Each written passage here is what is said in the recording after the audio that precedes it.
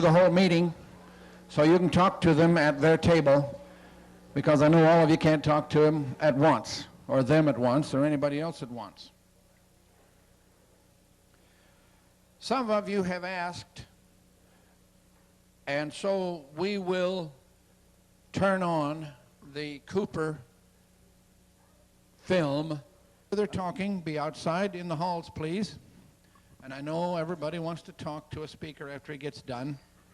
And that's fine. We like to have you be able to do that as much as you can, but not while the other speaker is on up front. Here, thanks very much for your cooperation in that regard. Every conference that we have, I like to have at least two of the speakers address themselves to the general area of freedom, and whether we have it or whether we don't, or what's happening in the area, or what we can do about it. You don't need to set chairs down back there, lady. There are plenty of chairs up here. I don't want any more chairs clogging up those tables area there, because we have lots of seats up front here, or scattered in and amongst. So please do not let anybody take those chairs off of the pile, because they're out of the way of the table area where we need room to manipulate back there.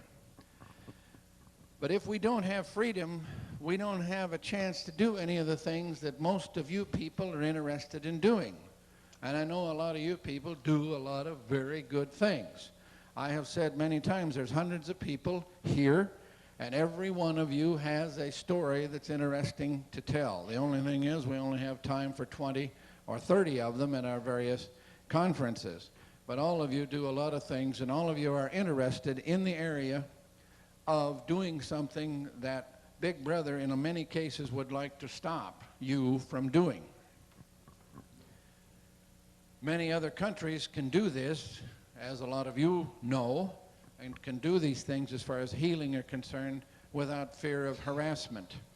One of our speakers at our last August conference name was Jim Solomon from Twin Falls, Idaho. He was raided 2 months after our conference there by 50 of our agents from the FBI and the FDA and so forth, and they took away all of his practice. He's a naturopathic physician. They said he was operating without a license and all this stuff, which is not true, but anyway, that still is to be determined. The case is in limbo. I talked to his wife just an hour or two ago. The reason he can't be here today, he's out trying to sell some property to raise money for a lawyer, for his lawyer, to defend the case. Thinks it's going to cost $40,000 or $50,000 in the fight. Another man that we had speak at our conference in August is a man named Ed Sobchak from Michigan, who has developed a substance called Cancel, which is extremely effective in the reduction or remission of cancer and allied problems in the body. It's a liquid substance that comes by in the pints, and Ed, fortunately, is able financially to give it away, and he has given away hundreds and hundreds and thousands of bottles of the stuff.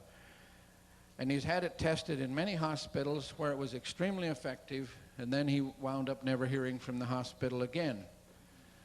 His appearance at our August conference was the first time he had ever spoken publicly on the subject, and he has gotten so many requests for it and other rippling effect of people out, and who everybody knows somebody who needs it, that he simply could not come to this conference again because he is at his physical limit. The point is, he's giving the stuff away, and the government really can't do anything to him. He hasn't sold 1 cent worth of it, and it's driving him nuts. After our conference, and we probably had an agent there, or 2 or 3 or 7, I don't know, who can tell who they are. If you can tell who they are, let me know. We like to have you hug people and rub them up down the back and all over, see if they got wires in them, and that could maybe find out. But after he got home, he got a letter from the U.S. attorney, one of these gentlemen from the Detroit office, telling him that he should not make the cancel anymore. He should not distribute the cancel anymore, and he should not even think about cancel anymore. He has that letter from our government agent called our U.S. attorney. Well, Eustace Mullins is going to talk about that subject today, called The Rape of Justice, or that's the title of his book. You need to know about it. At least I need to know about it, and I think a lot of us do, because the doors are closing if we don't do something about it. Several hundred people here, we can do something about it if we all know what to do. I'm sure glad, and I trust you are too, that Eustace is with us again this morning, aren't you?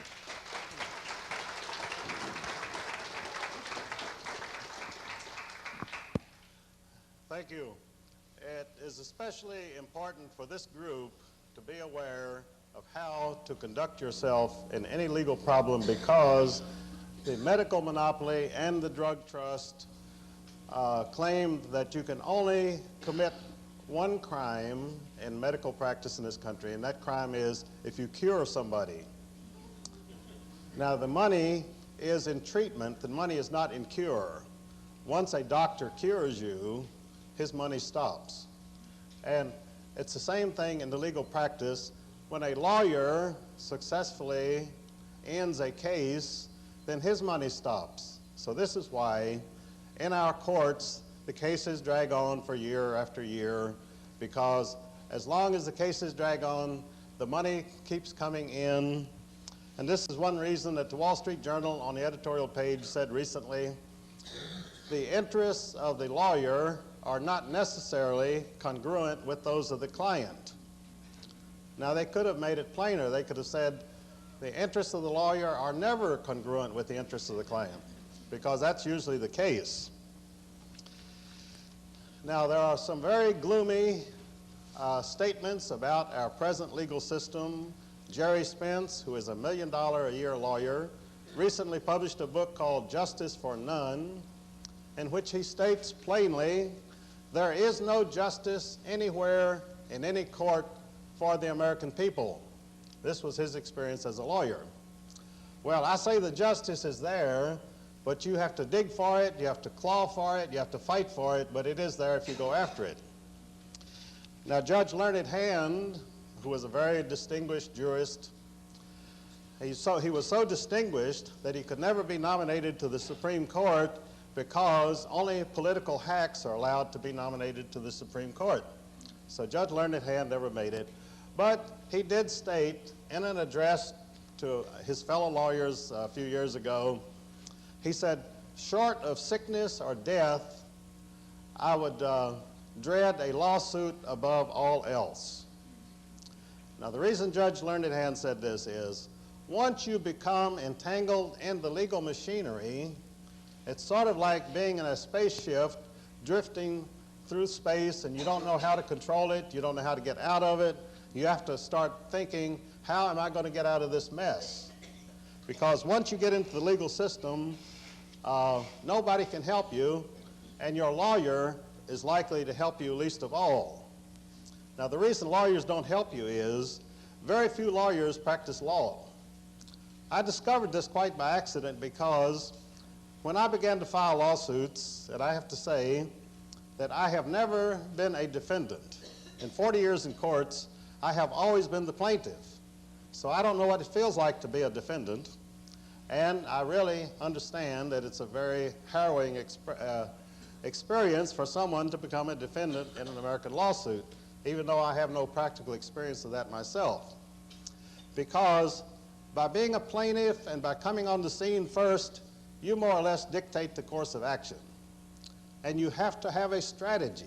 You have to know what you want to do. Now, I was talking to one of the richest men in America in Texas a few years ago, and he was deeply embroiled in a lawsuit, and he subsequently lost most of his fortune.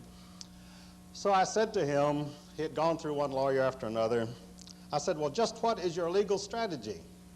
Well, he was totally puzzled. He had no legal strategy. It's like going into a battle without knowing just what you're trying to do. But you can plan, you can decide what you want to do, because I found that the practice of law in this country is really quite simple. There are 3 precepts that you have to follow. First, you have to answer everything. Now, when you come into court and represent yourself, the lawyers and the judge consider you as fresh meat. They're going to tear you apart. So the first thing the opposing lawyer will do is file a set of written interrogatories against you, and he will ask you the most personal questions and the most questions which will make you very indignant, and you say, I am not going to answer this. This is illegal. It's unconstitutional. So I refuse to answer. Then you go back into court, and the opposing lawyer immediately asks for a default judgment against you because you have failed to answer the interrogatories. And the judge immediately grants that judgment, and you lost your case right there. So that's why I say answer everything. And the second precept is always deny everything. You can admit your name, but do not admit anything else, because anything else you admit or agree with, they're going to use against you. Now this, of course, is contrary to the American way. I mean, we are decent and sensible people, and if someone makes a charge of some kind that there is a little truth, we'll say, well, yes, I admit that there is a certain amount of fact to that, but the extenuating circumstances make it entirely different. Well, when you're in court, those other circumstances mean absolutely nothing. The fact that you have admitted even 1% of what they're charging you with, you immediately fall into their clutches and it's all over. So that's why I say answer everything, deny everything, and the third precept is answer on time. In the courts, they operate on very strict time sequences. Usually you have 21 days to answer something, a motion or a complaint and so forth. And you have to be extremely careful to stay within those time limits. Now, this is not true of lawyers themselves. The lawyers themselves are very sloppy. They frequently will forget to answer a motion within 21 days. And we go before the judge, and the lawyer says, well, Your Honor, he says, I was very busy, and my secretary didn't remind me of this. And so the judge said, that's all right, Paul. They always call the opposing attorneys by their first names, by the way. In my experience in courts, whenever the opposing lawyer stood up before the judge would smile and say, oh, yes, Paul. And when I stood up, he'd say, yes, Mr. Mullins. So you can see that you're always the enemy. You're always the alien. Well, that didn't bother me because I've always been an outsider anyway. But and as George Gordon always says, if you're in court and you're not having fun, you shouldn't be there. So I've had a lot of fun in court, but my great fun was in swamping the opposition with motions. And I love doing research, and so of course when I went to the law library, I just found tons of material that I wanted to bring before the court. And these lawyers were absolutely stunned because the average motion filed against me is about 1 paragraph. I usually filed 9, 10, 15-page motions. And because Latin is the traditional language of the law, I sprinkled my motions with whole paragraphs in Latin. Well, this made the opposing lawyers furious, because even though Latin is the language of the law, none of these lawyers, of course, could read any Latin. And actually, I had a couple of decisions against me from the judge. The lawyers got the judge to issue an order that I could no longer use foreign languages in my motions. So when you can, well, I didn't just use Latin. I would sometimes copy a paragraph in Spanish or German. I use the Oxford English Dictionary a lot, the OED. And the OED are enormous volumes. And whenever they define a word, they'll give about 2 pages of citations going back to the year 1 AD, and a lot of them will be in foreign languages. So I would copy these down and present them in my motions, and of course, everybody was totally mystified. In fact, a lot of them wasn't able to translate myself.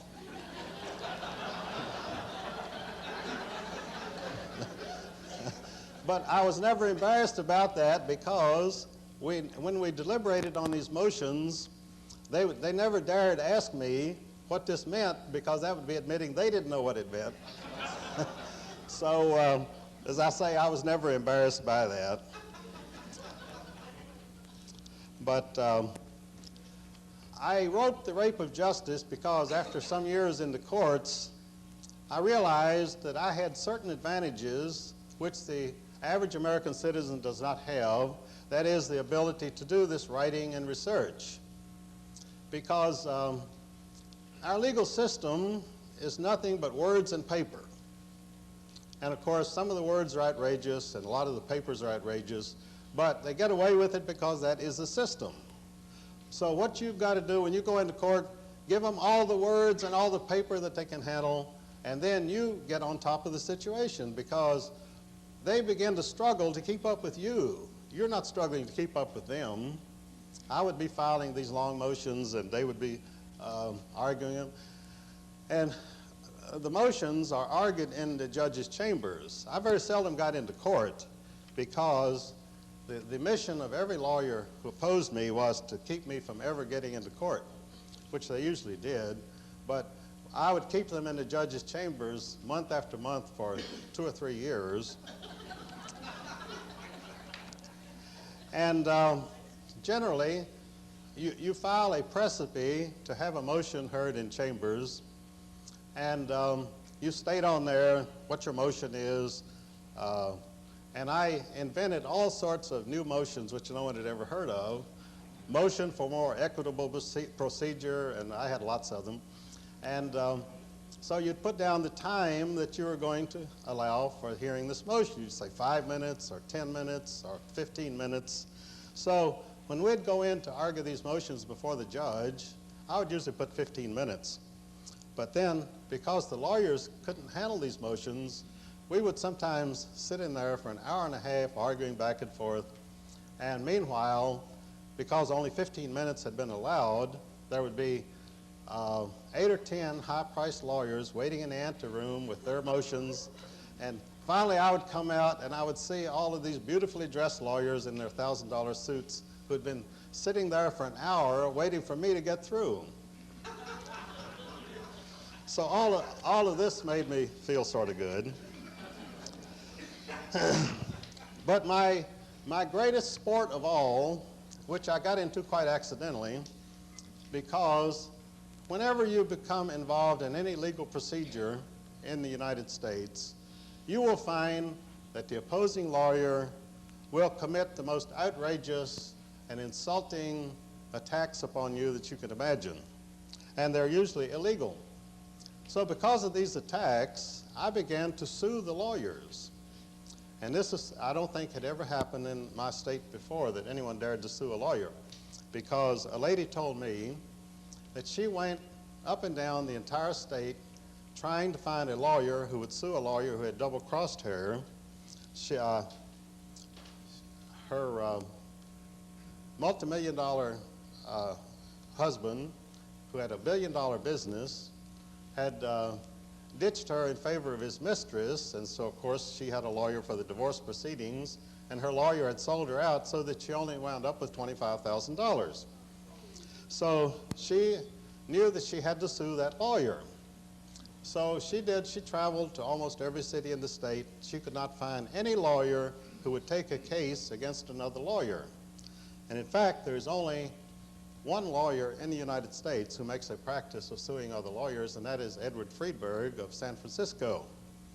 And he has won some very hefty judgments in the millions of dollars against his fellow lawyers in California, and he's caused the cost of malpractice insurance to become prohibitive in the state of California. But he's still the only one, and in the other states, when you go looking for a lawyer to sue a lawyer who has really damaged you, you are not going to find anybody. That is why you have to go in and represent yourself. Now, my feeling in going into court, as I did many days, going in alone, it was sort of like going into a medieval torture chamber and wondering, now what instrument are they going to use on me today? Are they going to use the thumb screw? Are they going to use the red-hot pincers? You know, it was sort of exciting to think what lay in store for you, because I knew they would do anything to me that they could. And this is another protection you have. You always have to know that there is nothing that these people will not do. Because when you go into an American court, you are dealing with criminals. You are dealing with criminal lawyers. You're dealing with criminal judges. I don't think I ever appeared before a judge in the United States who should not have been serving time in prison.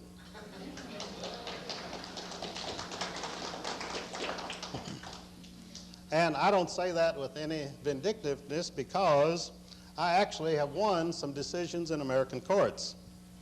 I won because I wore them out. Because they tried everything in the book and it didn't work, and they finally threw up their hands. And this is what you can do. Now, when I sued one lawyer, he promptly got it dismissed as insufficient cause of action, a demurrer. So I talked to a friend of mine in Washington that night, and he said, well, just go down and refile it. I said, well, they've dismissed it. He said, well, go refile it anyway. So I went down the next morning and I refiled it. It cost me another $5. So we appeared in chambers again, and this lawyer was one of the highest priced lawyers in the state, and he actually almost had tears in his voice. He said to the judge, he said, Mr. Mullins is persecuting me.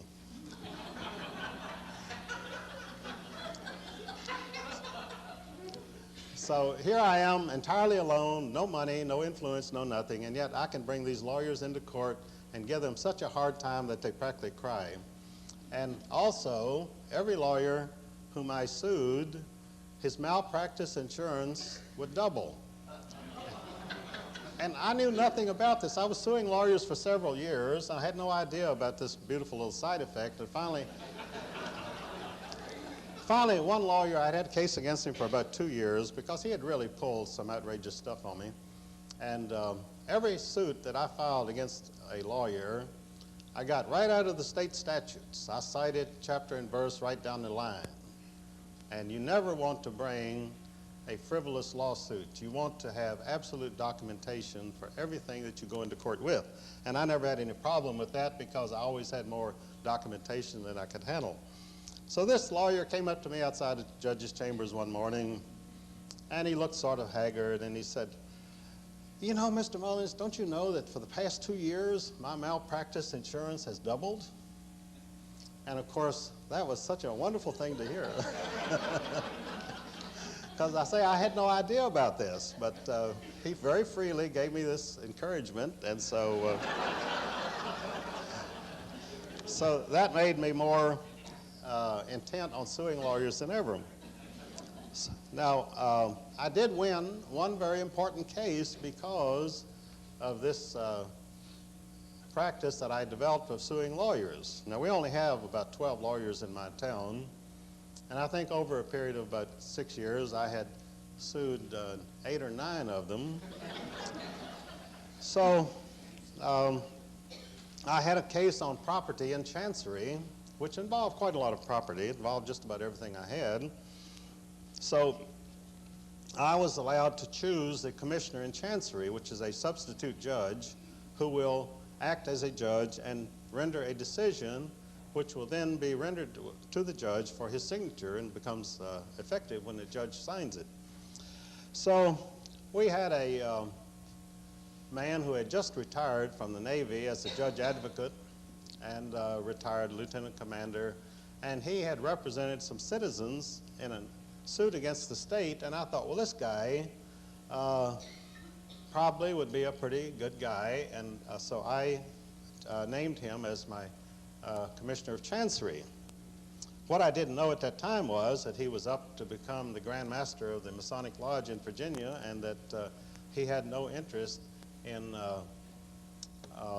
helping me because the opposing party was a Mason. So there was nowhere I could go with this suit, and I found that out the hard way. So we had our hearings, and very extensive hearings, and it was all taken down, and I had my witnesses, and the opposing party had their witnesses. So then this commissioner delivered his opinion, a written opinion about 5 pages long, single-spaced, and what he had done, he had totally ignored all of the testimony in favor of my cause and had totally accepted all of the testimony from the opposing party. So he ruled against me that everything that I had in my house had to be turned over to the opposing party. So I knew I was in a real dilemma. So I thought, this was delivered to me on a Friday afternoon. I knew on Monday the judge would sign the order and a truck would come up and take everything out of my house, all of my files and everything. So I very quickly filed a motion that same day. And this is another thing that you have an advantage in representing yourself, because I talked to the Commonwealth's attorney one day about motions in a case that we were talking about. And I said, how long do you all usually take to prepare and file a motion? He said, oh, usually about 6 weeks.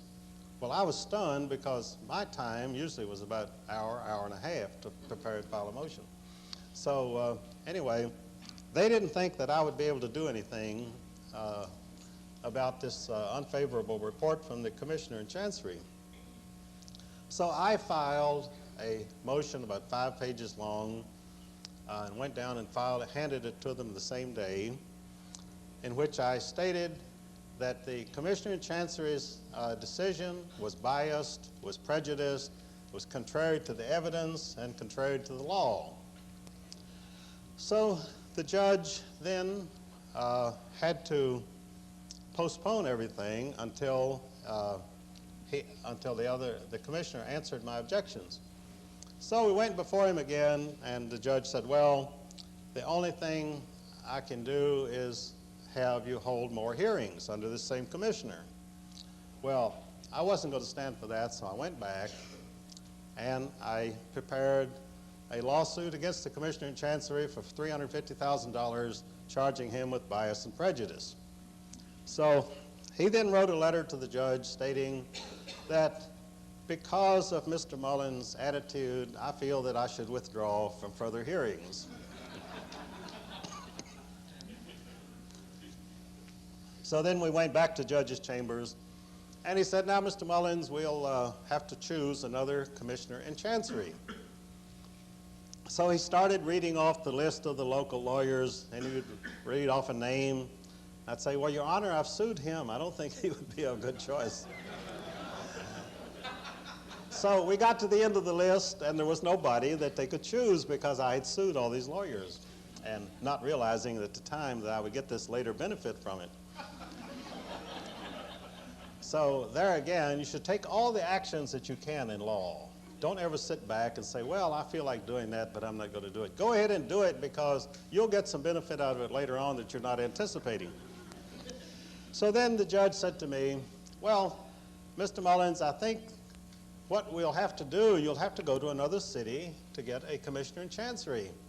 I said, where should I go? He said, well, you can go to any city in the state.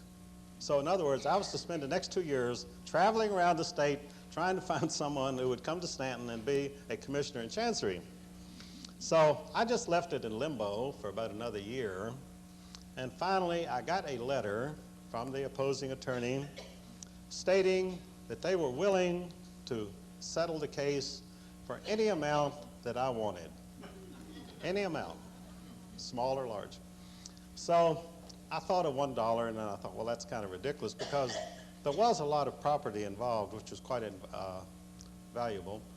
And so I finally said, well, I'll settle it for $50. So I sent them a check for $50, and the whole case was over, and I had retained all of my property. I had removed a threat. Now, most people would have been wiped out by this, because the judge would have signed that order, and they would have come up and they would have taken everything out of their house. It happens all the time. So you have to counterattack anytime, the day that you get anything from a lawyer, you have to counterattack on that very day. Don't wait and say, I'll do it tomorrow, I'll do it next week, because that's what the lawyers do, because they let it drag on, because they have nothing to lose. But you're fighting for your life, and you have got to fight back, and you've got to fight back right away. Now, this is what happened when the Internal Revenue Service called me in for an audit. And the reason they called me in for an audit was one of the lawyers whom I'd sued, and I was carrying on a case against his client, which I kept upping the ante. The man had run into my car, and he really had tried to kill me. And so he got out and said, well, my insurance will take care of it and so forth. Well, when I put the claim into his company, they said, well, he has informed us not to pay it. So, of course, I filed suit against him.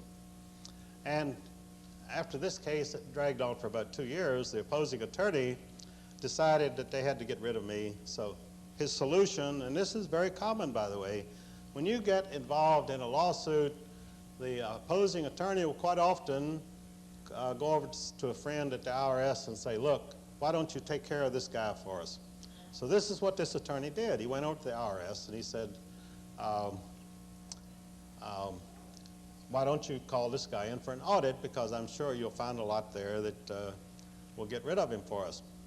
So I was going by his office one day, and this man had already begun to die of cancer, just as Sigmund Freud did. It was cancer of the face. His whole face had begun to be eaten away. So I walked by him, and he said, oh, Mr. Mullins. I said, yes. He said, could I speak to you for a minute? Well, you have to be very careful about talking to lawyers, and especially on the telephone. Never talk to a lawyer on the telephone, but anyway, this was outside his office, and I thought, all right. He said, you've been quite a problem to us. And I said, well, I'm just trying to defend my own interests. I think that's my right. He said, well, you're not going to be a problem much longer. And I said, well, why is that? He said, well, the IRS is going to take care of you. So I looked at him and I said, well, I have no problem with the IRS. He says, well, you do now. So the next day I got a letter from the IRS calling me in for an audit. So I thought about it, and I thought, well, this, I'm a very nervous person, and this upset me a great deal and could cause a heart attack and so forth. So I immediately filed suit against the IRS agent for terrorism because I was terrified. Now, I really touched a nerve because I did not know at this time, but there have been quite a few people, elderly people, who have had heart attacks and died in IRS offices, which I knew nothing about at that time. So they had no intention of ever having this case heard. I filed it in state court because I wanted it to be a state matter. So they immediately remanded it to federal court. Well, I have my own set of the U.S. Code, so I opened it up, and there were hundreds of pages about cases where when it's gone to federal court, you can ask it to be remanded to state court. So there was lots of interesting stuff there. So I filed about a 40-page motion to remand to state court, which they refused to do. So then I filed 38 motions in that case, even though it never got to court. And I filed 5 motions to halt the collection of income taxes in the entire United States until we resolved these pressing matters.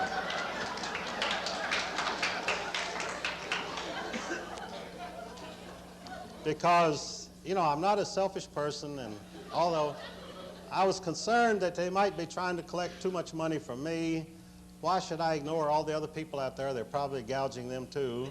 So the only sensible thing to do would be to halt the collection of taxes until we resolve these legal problems. And I found in the U.S. Code 2 areas, 2 citations, and it's in my book, A Writ for Martyrs. It's also in A Rape for Justice. 2 areas of the U.S. Code which allow for injunctions against the collection of taxes. And so everything that I did was absolutely legal by the U.S. Code. Well, those Those motions, none of them were ever heard, and they finally dismissed the case. So then the outcome of that was that after they dismissed my case against the IRS, the agent then filed a delinquency claim against me about 6 months later because they had disallowed all of my deductions, and I have a lot of deductions because I'm a self-publisher and I usually publish at a loss. So I was now faced with the 90-day letter that you have to answer within 90 days or they get the lien against you. Now, a lot of people get indignant and they say, this is such a criminal thing that I'm going to ignore it. So they sit back and they let the IRS get the lien against them. Then the IRS comes and they take their house and their car and their bank account. But I don't think you should sit still for that. I think you should attack right away. So I immediately filed to go into U.S. tax court. And my friend said, this is horrible. You should never go into tax court because the judges are former IRS tax agents and you haven't got a chance. Well, I had known all along you don't have any chance in any American court, so tax court is no worse than any other. But you see, most people still have the delusion that you can go into an American court and get some kind of fair hearing. This is absolutely not true. I have never obtained justice in any American court, and I don't think anybody in this room can. So what you have to do is go into the court with more ammunition than they've got. You've got to have everything when you go into court, and you've got to know what you're going to do, and you've got to be on the attack all the time. You cannot sit back and let them do things to you. You've got to do things to them. So I went into tax court despite the warnings of my friends that I was going to be massacred. And I thought, well, I don't want to go in without some preparatory strategy.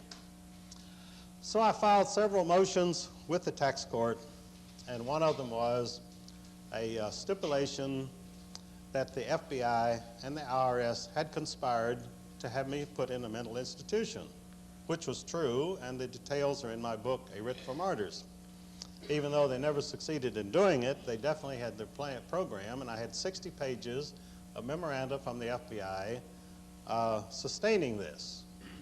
Most of my lawsuits, I prefer to use government documents because they cannot go into court and defend against a government document. I don't go in with my opinions. I don't say I think this or I think that. You've got to have statutes, you've got to have government documents, and you've got to hit them with their own stuff because most of the legal maneuvering is a charade anyway. And I discovered this quite by accident when I was working in Chicago a number of years ago. And at that time, the headlines in the paper every day were about the trial of the Chicago 7. There were 7 communists who were accused of plotting to overthrow the government and so forth. And they developed a very unique defense. They went into court every day and made the entire court into a circus.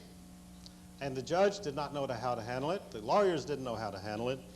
And so I thought at that time, this was back in the early 50s, I said, boy, the way to handle any legal situation in court is to turn it into a circus. But you yourself cannot go in and be the clown. What you have to do is let the clowns come in and take over the whole situation, which is very easy to do if you start it in the right way. So that was the lesson that I learned many years ago, that to go into court, you're participating in a charade. The lawyers and the judges know what is going on, and in the adversary system, they are totally protected. Now, the adversary system is that 2 parties come into court to fight out an issue. It's sort of trial by combat, and usually the most powerful guy wins. That means the guy with the most money and the most influence. So there again, very few people understand this on the adversary system. They believe that the adversary system means both parties come in and they present their case, and then a decision is made by the judge or jury as to the relative worth of their cases. Well, that really has very little to do with it, because in many cases the judge has already made up his mind ahead of time and anything that you say in court will have no effect whatsoever. Now, I even got that in The Rape of Justice. I quote a very revealing interview in the Harvard Law Review of 1987, page 787, in which Philip Elman, the law clerk for Supreme Court Justice Felix Frankfurter, during the hearing of Brown versus Board of Education before the Supreme Court, Philip Elman said Thurgood Marshall could have stood up before the Supreme Court and recited, "Mary had a little lamb," and the decision would have been the same, because the court had already made up its mind on the case. They didn't have to hear any of the argument because it was a foregone conclusion. So this is true in many cases, that the judges have made up their minds. And you're sitting there thinking, well, my lawyer is really making a good case. He's bringing in all of my evidence, and things are looking good. Well, that's simply not true, because I don't care what evidence you have in your favor, they are not going to, it's not going to affect the outcome. So as I say, I filed before the tax court a stipulation that the FBI and the IRS had been engaged in an illegal conspiracy against me. So when I went down to the tax court hearing in Richmond, I walked in and there was the meanest looking judge I've ever seen in my life. And so I sat there, and my case was called Eustace Mullins versus Commissioner of Revenue Respondent. And I stood up and I said, "Your Honor, I have this motion before the court, and I think that we should get right on that." So he looked at me and he said, "Now, Mr. Mullins, this court has no time to hear that motion." And I couldn't believe what I was hearing, because, you know, the courts have all the time in the world and all the money in the world, because they just spent $14 million in California to decide whether some children had been molested in school, and the outcome was still in doubt. And they spent $40 million, the Department of Justice spent $40 million to find out whether Colonel Oliver North had paid for 2 tires out of his own pocket or not, the most expensive tires in American history. And so when this judge told me they didn't have the time to go into this, I knew the fix was in. So I wondered what they were going to do now. And I looked around, and there was nobody there from the IRS, which is very unusual in a tax court hearing. So the judge said to me, "I want you and this," there was a young attorney there from the Department of Justice, a district attorney. He said, "I want you and the district attorney to go into a room, and I want you to argue this out." So I went in with the guy, and he was very pleasant, and I presented some deductions and so forth, and I didn't have any substantiation for any of it, but I gave him some figures, and we argued back and forth for about an hour, and I could see that he really wasn't pushing at all. In other words, he was just making a token defense that we would go ahead and resolve this situation. So he finally agreed that I did not owe any money whatsoever, and we went back out to before the judge, and he said, "Now, have you all resolved this?" And the attorney said yes, and I said yes. So he gave me a letter, which I reproduced in the writ for martyrs, stating that I had no tax deficiency. And I have never heard from, that was in '82, and I've never heard from the IRS again to this day, which sort of annoys me, because there are a lot of new things that I'd like to present in court.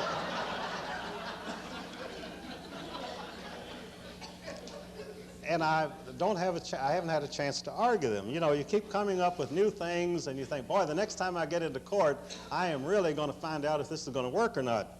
But as I say, I can't get in, and I don't have any lawsuit against anybody right now, which sort of leaves me at sea.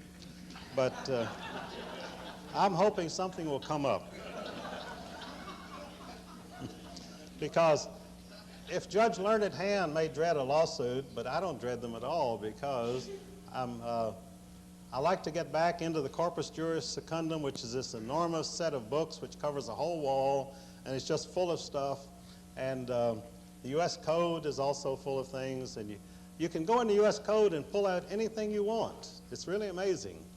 I mean, I don't care whether you're for something or against something. You can go in the U.S. Code and you can find a good argument either way. And the reason for that is that the legal system is mostly double talk anyway. And once you find this out, you just can go in and you can get the material and you can file these motions and you just keep rolling right along. Now, when I started going into the federal courts, they were building new ones, and the one in Charlottesville, Virginia, was absolutely palatial. It had huge chandeliers, it had carpets 1.5 feet thick, you know, and they had special stands built with the built-in microphones and all this for testimony. So I began to think that our courts were really palaces because they were so palatial. But after a lot of experience in the court and how the courts are run, I realized they're not palaces, they're actually temples. And they're temples of a religious system which we know nothing about, because they have not one but 2 secret legal codes which you American citizens are never informed about by the lawyers or the judges. Now, the first code is the Kabbalah itself, which is a mystical religious precept, and the code itself is based on this. Now, I discovered this quite by accident because in my research for my book, I found I do what they call total research. I go back and I check every newspaper article, every magazine article, and every book on my subject. And I can do this because I learned when I did this research for the Federal Reserve book in 1948, and I had to go through 2,000 books to get that book. And I was faced with the entire journals of the American Economic Association, which were a set of about 40 books of about 1,000 pages each. So I had to learn to go through thousands of pages very quickly. And I did learn to do that. And I think one of your speakers here has pointed out that you can develop this ability. What you do is you don't skim over, but you scan. You scan the pages very quickly with your eyes. I regularly go through about 10,000 pages a day in my research, which seems like an impossibility, but it's really no problem because first you know what you're looking for and you focus on what you're looking for, and it's really not that difficult to do. So anyway, I picked up an article in the Columbia Law Review, June 1935, by a Dr. Felix Cohen, who had been a professor of law at Columbia University for many years.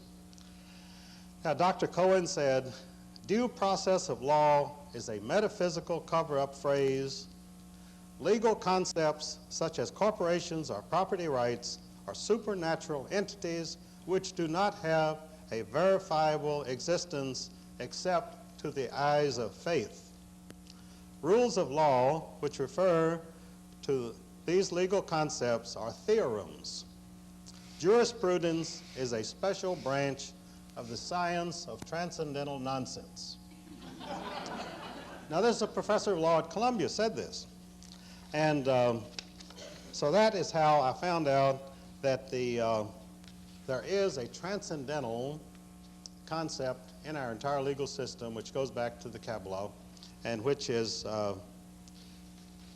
was described by another professor of law, Fred Rodell, at Yale University. He's written a very good book on the lawyers, by the way. He said that lawyers are purveyors of streamlined voodoo and chromium-plated theology. And he calls law a high-class racket. So you see, I'm quoting now from law professors themselves. And I think what it is that they become disappointed in their students whom they have tried really to make into good lawyers, and they go out and they become racketeers. And so they're venting their frustration at the way these people turn out. So when the law professors themselves call this chromium-plated theology and transcendental nonsense, you can see that I am justified in saying that these secret codes are codes of the temple. Now this goes even further. The judges refer to themselves as the cult of the robe. Now the cult of the robe means that this is a 5,000-year-old cult, and they wear the black robe, which is the color of death. They do not wear the color white, which is the color of justice. Traditionally, in our culture and in all cultures, white has been the color of purity and of justice. So why is it that the judges do not wear white robes? Because they go back to the Babylonian cult of Baal 5,000 years ago, which is fully described in my book, The Curse of Canaan. And when you go into an American courtroom, you're going into a temple of voodoo, the cult of Baal, which was based upon child sacrifice and based upon sexual orgies, and this is the basis of our legal system. Now, the second secret code of our legal system is that you're under, you see, as American citizens, you believe that you are fully protected by constitutional law, which itself goes back. Blackstone says, law is from the Supreme Being impressed certain principles upon matter from which it can never depart and without which it would cease to be. Now, Blackstone described law then as, we know that today as DNA, that there are certain precepts impressed upon matter. Well, Blackstone knew this 300 years ago, and that's why he called law coming directly from God. And of course, all law should come directly from God, because then we can obey it. But if it's simply a man-made law for some man's purposes, then why should we obey that? So the Blackstone precept and the biblical law were finally incorporated in our Constitution, and we believed, and the Founding Fathers believed, they had set up a system where the American citizens would be protected in our courts. Well, this was gradually superseded by the law merchant or admiralty law, which brought us under the law of the Bank of England, not the throne of England, but the Bank of England. And that is all explained in my book, The Rape of Justice, also. So when you go into an American court, you are under martial law. The judge is the admiral. He has the power of life and death. He has the power to impose punitive actions against you. Whatever he wants to do, he can do under martial law. He cannot do it constitutionally, but he doesn't care about the Constitution, because the Constitution is not even present, and he has behind him the flag, the gold French flag, which is the admiralty flag, and that gives him the authority to impose whatever punishments and whatever judgments he wants to impose against you. He can do it under the admiralty precepts. Now, you can defend yourself against that by, when you go into court, you ask the court to state for the record, are you using admiralty procedures? Is this an admiralty court? No judge in this country will ever answer that question directly. They may say, well, that's not relevant and so forth. Well, then you ask that the charge be read to you and explained, which is your right under the 6th Amendment of the Constitution. Now, I was told that a friend of mine in Wisconsin recently won a very good case. You know, many of you have been harassed by these cases because you are offering treatments or suggesting treatments of one kind or another. Well, this gentleman, Conrad LeBeau, they came after him. He had been selling hydrogen peroxide, and he'd been doing other things. And so they came after him, and he went in and argued the 9th Amendment to the Constitution, that you have the right to seek any medical treatment that you like. And the court upheld him and dismissed the case against him. He won the case flat out on the 9th Amendment. So you can, even though it's an admiralty court, you can win on a constitutional pleading if you bring it in and hit them with it directly.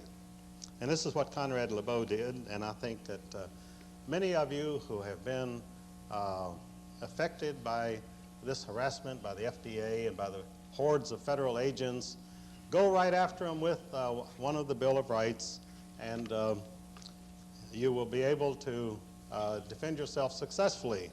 And the thing, too, I do add that under our judicial system, no case in an American court ever can really be ended. You can keep it going as long as you want to. So if the decision is unfavorable, you simply keep it going a little longer, and sooner or later they'll get tired and come around to your side. So I hope that I've been of some help here, and I appreciate your listening. Thank you.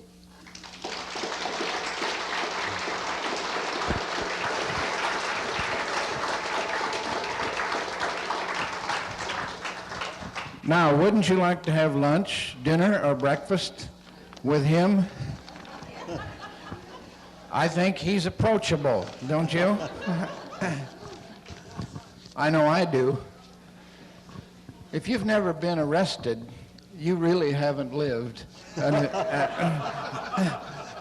eventful life. I was followed by 8 cars last summer, and they pulled up behind me when I pulled the turnaround in a parking lot, and screaming, yelling FBI agents came at me from all directions, cursing and swearing, and I tell you, they used the filthiest language you can imagine, and arrested me on a charge, and it's a long story, and I don't want to bore you with it, but anyway, it's quite an experience. And then they say that they'll take you downtown. That's what they do.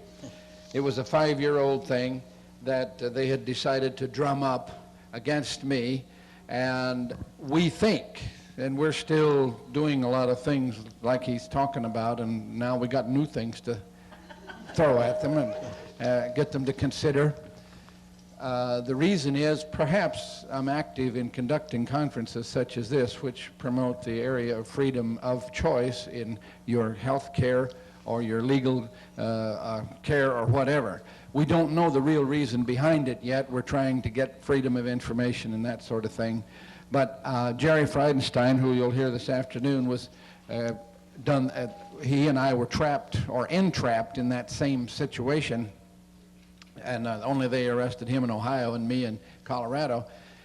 And they had worked 4 or 5 years putting this thing together. And we think it's because the things that we do are injurious to the financial health of the drug companies, the other people that can reap great rewards from what they won't get if you people and if enough people learn about it, how to do without their drugs and their certain things. Now, we don't know this for sure, but we're trying to figure out and find out just why they spent so much time and money. He talked about money. They spent a bundle of money, a lot of hundreds of thousands of dollars, doing this against us. We may talk about it a little more later. But